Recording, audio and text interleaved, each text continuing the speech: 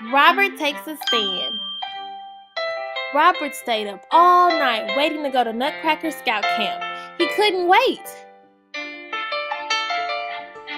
He finally made it. The sign read, "Welcome to Nutcracker Scout Camp, where a Nutcracker Scout learns his trade." He was greeted by all of his long-lost friends. Some of them included Alex, Peter, and Leon. He spotted the big kids right away. Robert looked up to the big kids. Robert decided to go speak to them and introduce himself and maybe get some tips.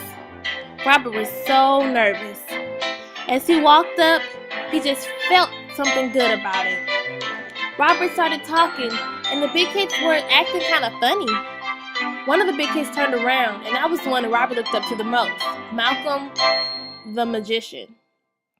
One of the other big kids pushed Robert down as if he was nothing. It was so embarrassing. Robert didn't know what to do. Robert got up and ran away. He ran to a tree and cried, and cried, and cried. His friend Peter watched from a distance. Peter stopped and gave Robert some words of advice. Peter told Robert to stand up for himself. Let the big kids know that he needs to be respected. Robert gave Peter a hug and thanked him for the advice.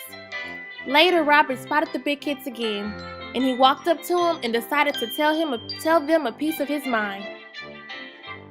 Robert was so nervous.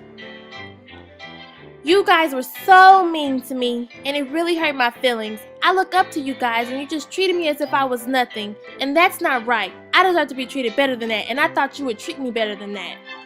Malcolm the magician realized what Robert was saying and apologized.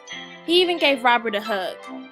And along with his other friends, Robert received hugs and apologies, even the one that pushed him down to the ground. Later, Robert thanked Peter again for such great advice, and they all became friends and Robert had someone to look up to.